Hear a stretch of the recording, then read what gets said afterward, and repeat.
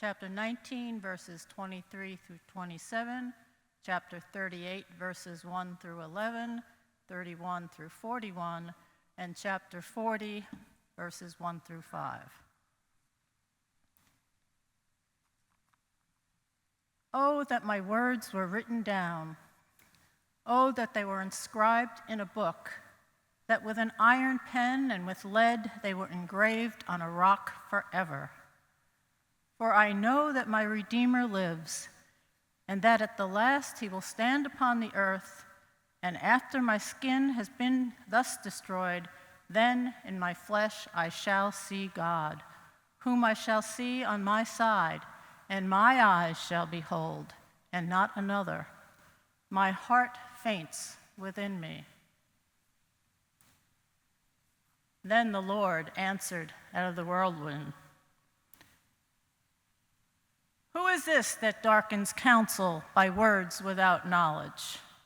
Gird up your loins like a man. I will question you, and you shall declare to me. Where were you when I laid the foundations of the earth? Tell me if you have understanding. Who determined its measurements? Surely you know. Or who stretched the line upon it? On what were its bases sunk? Or who laid its cornerstone when the morning stars sang together and all the heavenly beings shouted for joy? Or who shut in the sea with doors when it burst out from the womb? When I made the clouds its garment, and thick darkness its swaddling band, and prescribed bounds for it, and set bars and doors, and said, thus far shall you come and no farther, and here shall the proud waves be stopped. Can you bind the chains of the Pleiades, or loose the cords of Orion? Can you lead forth the Mazzaroth in their season, or can you guide the bear with its children? Do you know the ordinances of the heavens? Can you establish their rule on the earth? Can you lift up your voice to the clouds so that a flood of waters may cover you?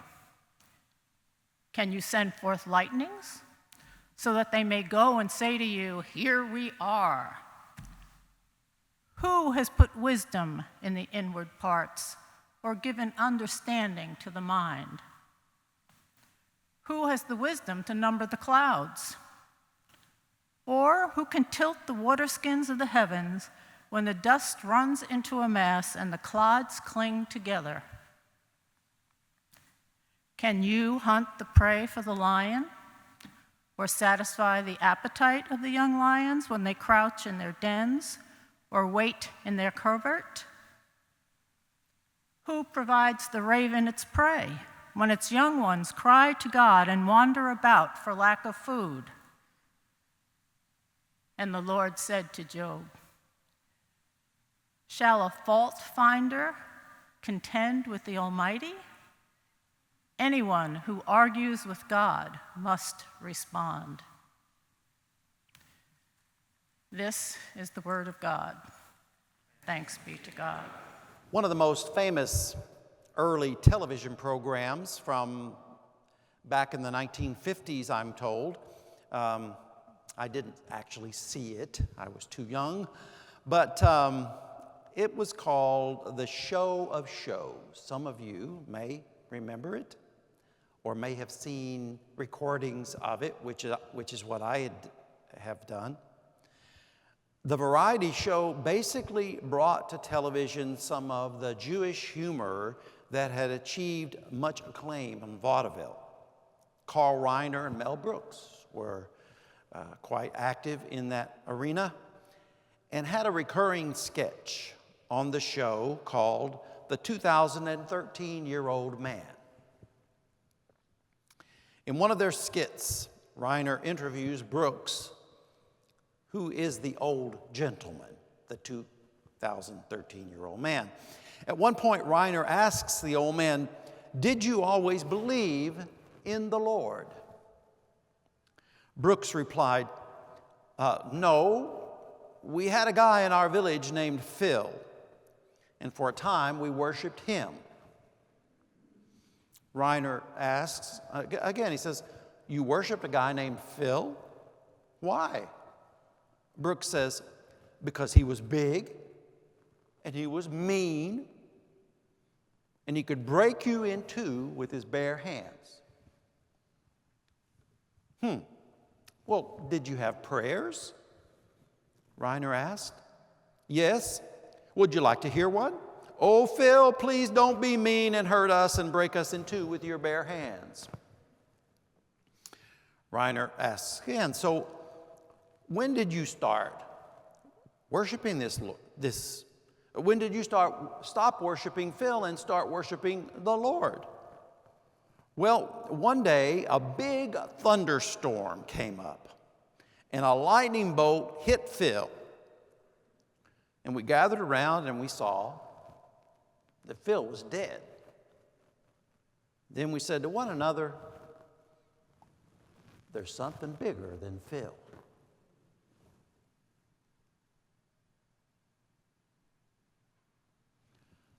Our readings today from the book of Job remind us that there's something bigger than all the terror and the fearsome tragedy in our world today.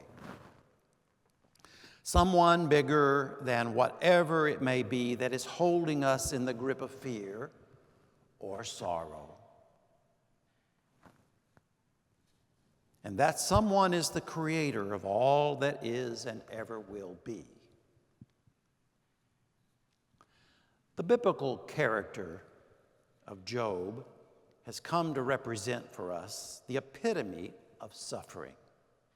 Near the end of all of the book of Job, the oldest book in the Bible, by the way, we see that all of his children have been killed in an accident.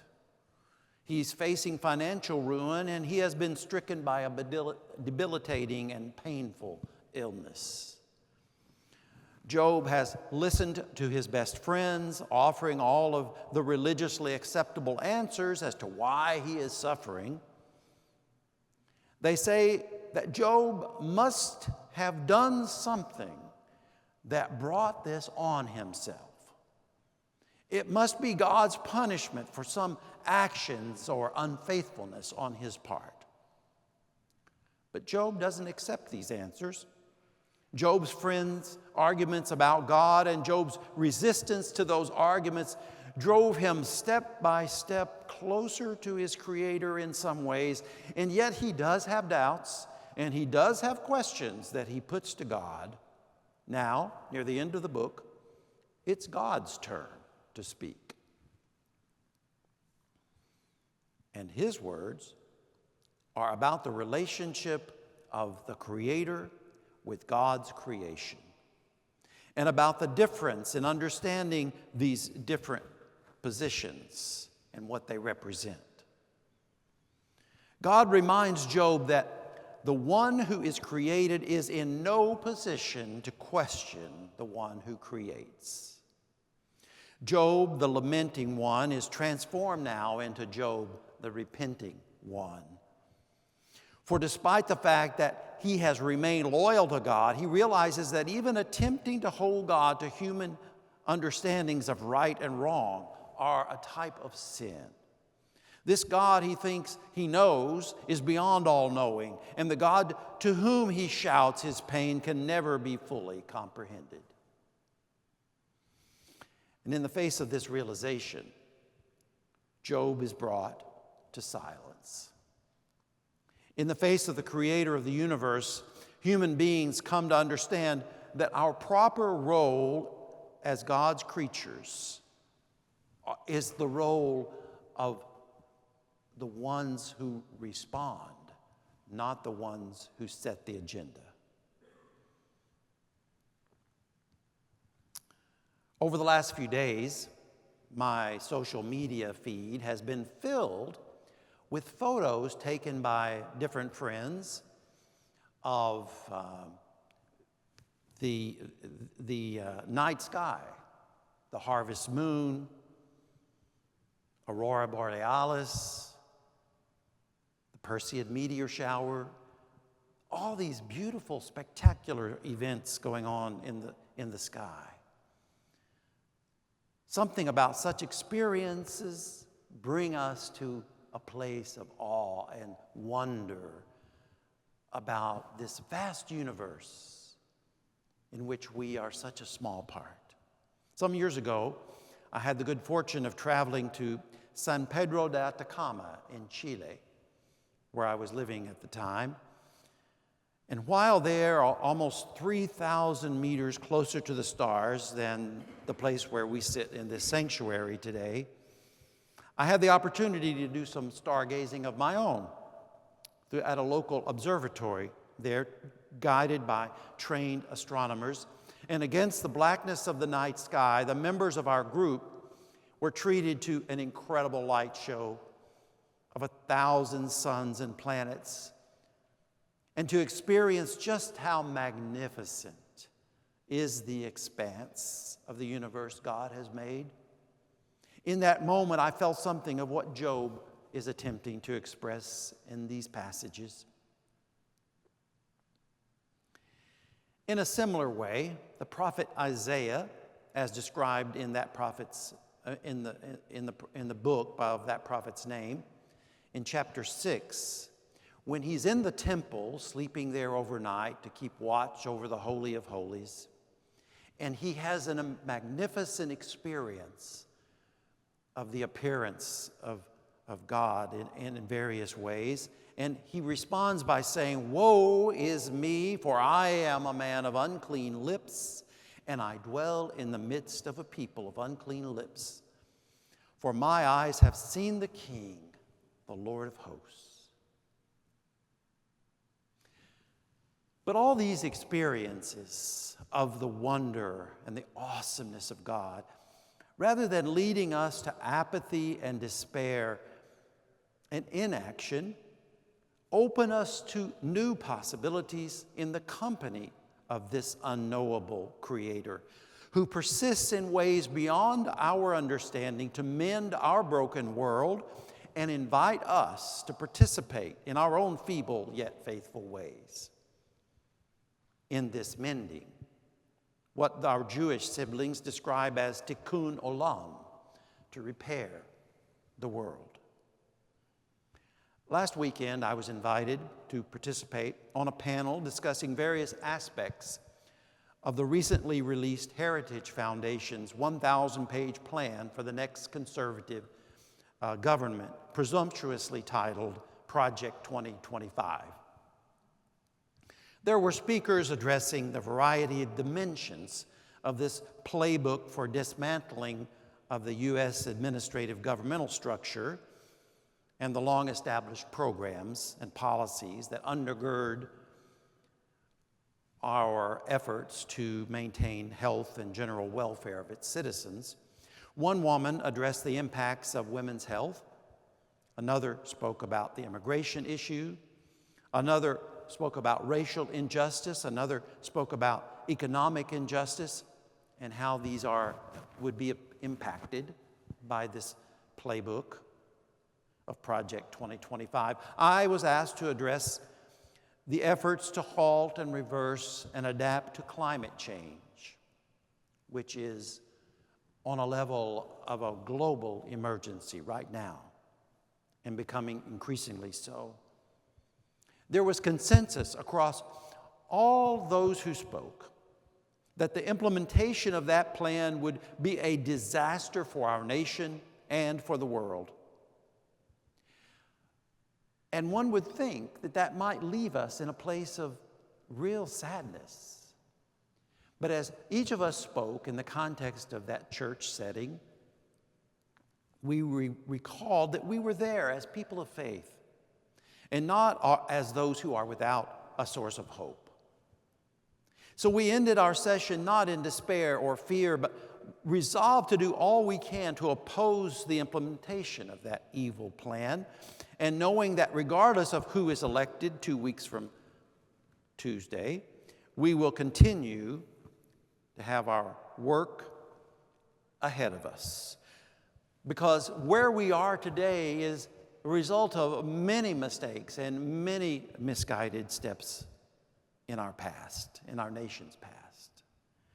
We'll continue to do more to create a more just society and world, that we will take some comfort in the fact that we will continue to struggle regardless of what forces may be arrayed against us, and the vision toward that vision of shalom that we seek. The writer Diana Butler Bass recently posted the following words written by the famous Swiss Reformed theologian Karl Barth. This was the theologian who had been expelled from his teaching position in Bonn, Germany in the 1930s for his refusal to sign a loyalty oath to Adolf Hitler. Barth said this at that time, in circumstances which in some ways are somewhat parallel to where we are today in this nation. The church knows that all totalities of the world and society, and also of the state, are actually false gods and therefore lies. In the end, you don't have to be afraid of lies. Lies don't have any legs to stand on. And in the church, one can know that. Whenever the church takes these lies seriously, then it is lost. With all calmness and in all peace, it must treat them as lies. And the more that the church lives in all humility and knows that we too are only human and that there are also many lies in us, then it will also know all the more surely that God sits in governance over and against the lies that are in us and over against the lies in the world and in the state. And in that case, the church, regardless of the circumstances, and no matter how entangled and difficult the situation, remains at its task and knows itself to be forbidden to fear for its future. Its future is the Lord. He, not the totalitarian state, is coming to the church. As appropriate as it may be for us to pour out our pain, the pain of our hearts, to our loving and merciful God, it is equally appropriate for us, like Job, to be struck mute by the realization that there are some things beyond our capacity to comprehend. We may want answers, but the only answer we really need or ever will get is that we serve the Lord of the universe, the Creator God.